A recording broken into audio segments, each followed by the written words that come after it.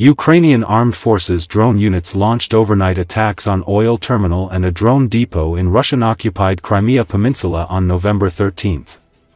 The attacks targeted the marine oil terminal in Crimea's Feodosia city, which serves as a key supply hub for delivering fuel and lubricants to Russian forces by sea to the Crimean Peninsula and occupied areas of southern Ukraine. Video footage released in social media captures the moment of the strike on the oil terminal. Social media reports indicated that powerful explosions were heard in Feodosia overnight, and by morning, Russian authorities had closed the railway crossing on Fedko Street near the oil depot. The facility in Feodosia, with storage tanks capable of holding up to 250,000 cubic meters of fuel, plays a key role in supplying Russia's southern military operations.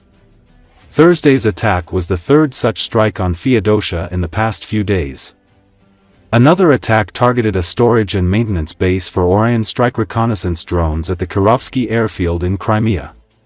Ukraine has scaled up long-range strikes on Russia's energy and military facilities in Russian-held Ukrainian territories as well as deep in Russia. The attacks on energy production facilities are aimed at disrupting funding for Russia's war machine. According to President Volodymyr Zelensky, Ukrainian attacks have reduced as much as 27% of Russia's fuel production, further cutting funding for Kremlin's war of invasion that was launched in February 2022. The relentless Ukrainian strikes have triggered fuel shortages, fuel price hikes across Russia. Russian-annexed Crimea Peninsula has been most affected by fuel crisis.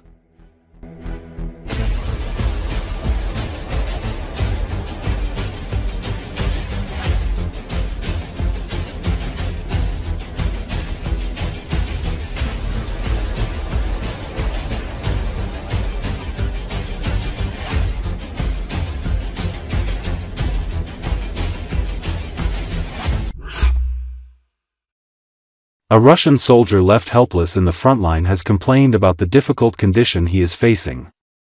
An unnamed soldier made a video address from Ukraine's embattled city of Pokrovsk.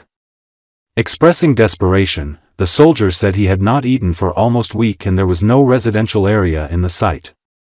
The wounded soldier said a large number of Russians were killed in fightings and there were many dead bodies around. Situation remains tense in Pokrovsk in eastern Donetsk region where heavy fighting is underway. Ukraine's top commander Alexander Syrsky said on Monday that Ukrainian troops were launching counteroffensive against Russian units who entered the city. Around 300 Russian troops are said to have infiltrated into Pokrovsk on motorbikes and cars. Russia continues to suffer heavy losses in its war of invasion since February 2022. According to Ukraine's estimates, Russia's losses exceed 1 million military personnel. Если кто-то увидит это видео, надеюсь, не знаю, что делать, радейка села, ни связи, ничего, пока была ни еды, ни воды, ничего, ёбаная пятерка, ёбаное командование, ёбаные хохлы. Столько трупов по дороге. Ногу въебало, либо сброс, либо беешка. Не знаю. Уже, наверное, неделю. Очень есть охота. Трупов много, много очень. Листва опала, прятаться негде. Не знаю, куда идти. Ни деревни, ничего не вижу. Ягод нет, нихуя нету. Куда бежать? Как прятаться? Надеюсь, выживу, блядь. Сука. Ukrainian President Volodymyr Zelensky on Wednesday called for the removal of Ukraine's justice and energy ministers amid a wide-reaching corruption scandal involving the state nuclear power company.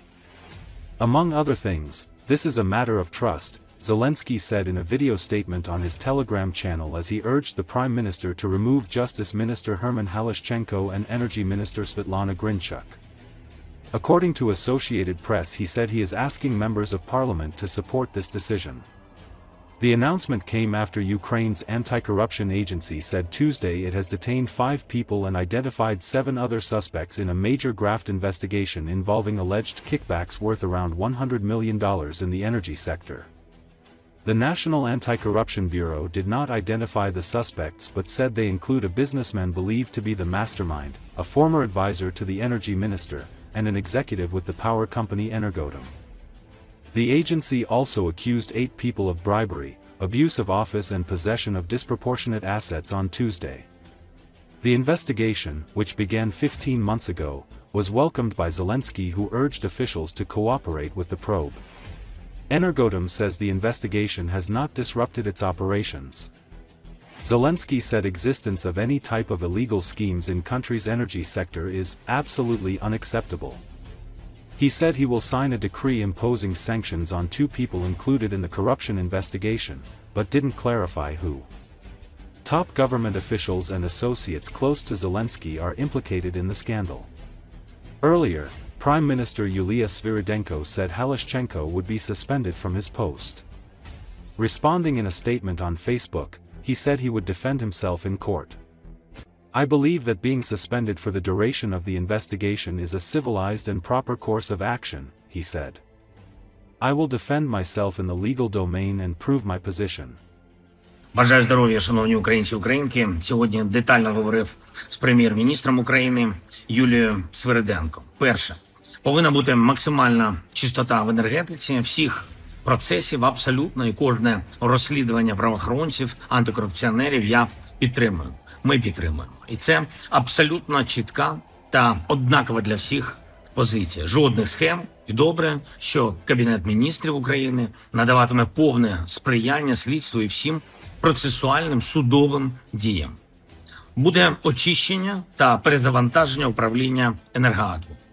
Друге, я вважаю, що міністр юстиції та міністр енергетики не можуть залишатися на посадах. Це питання, зокрема, і довіри. Якщо є звинувачення, на них треба відповідати. Рішення про відсторонення від посади оперативне, найбільш швидке. Я попросив прем'єр-міністра України, щоб були заяви про відставку від цих міністрів. Я прошу депутатів Верховної Ради підтримати ці заяви. І далі все має вирішуватись в юридичній площині. Третє, буде рішення РНБО щодо санкцій за поданням Кабінету міністрів України. І зараз всім в Україні надзвичайно складно проходити через відключення електрики, руські удари, втрати. Абсолютно ненормально, що при цьому в енергетиці ще якісь там є схеми. Я підпишу указ про застосування санкцій проти 2 людей, які фігурують у справі НАБУ щодо Енергоатому. Зараз нам всім треба захистити Україну. Підставляти державу – значить відповідати за це. Порушувати закон – значить відповідати за це. Я хочу подякувати всім, хто з Україною. Я дякую всім, хто захищає нашу державу і українців. Слава Україні!